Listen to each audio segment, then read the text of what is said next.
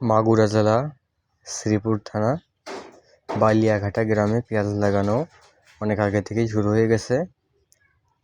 Video দেখাচ্ছি, এটা হচ্ছে শ্রীপুর থানার ভিতর বালিয়াঘাটা গ্রামে। এই যে দেখেন দানা, পেঁয়াজের দানা।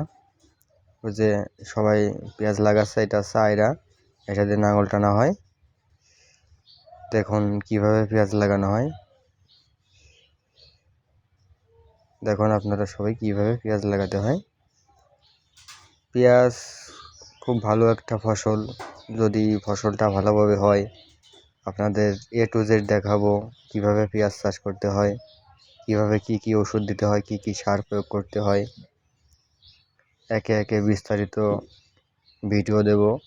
দেখুন এই যে এখানে ধান কেটে রাখছে, ধান বাঁধবে, আর বাদ বাকি জমিতে কিছু কিছু লোক পেঁয়াজ লাগাতে শুরু করেছে। এটা হচ্ছে